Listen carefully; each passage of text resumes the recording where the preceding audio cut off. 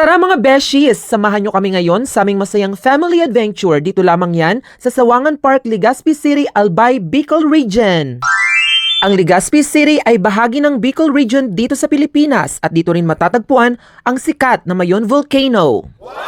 Ang Sawangan ay isang seaside park dito sa Bicol kung saan pwedeng mag-jogging, maglakad at mag-relax habang ini-enjoy ang fresh air mula sa dagat. Kapag nasa Bicol kayo, lalo na dito sa Legazpi City, huwag ninyong palampasin ang sunset dito sa Sawangan Park.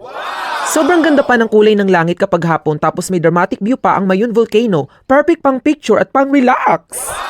At sa paglalakbay mo, mas marami kang mamimit na mga people na tatanggap sa'yo at magmamahal sa'yo. All you have to do is to explore dahil nandyan lang sila and do not stay in just one place.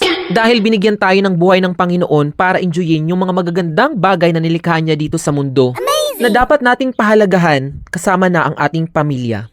Kailangan natin silang bigyan ng oras at atensyon at kailangan rin natin silang ma-appreciate dahil sila ang ating tunay na kayamanan mula sa may kapal. Dahil sa bandang huli, pamilya mo pa rin ang kakapitan at lalapitan mo.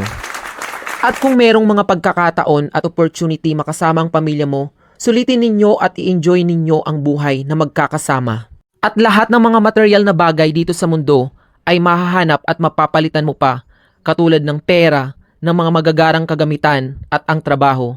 Ngunit ang oras at ang opportunity ay kailanman hinding-hindi mo na may babalik. Kaya hanggat kasama mo pa ang pamilya mo, sulitin mo ang mga oras at mga pagkakataon.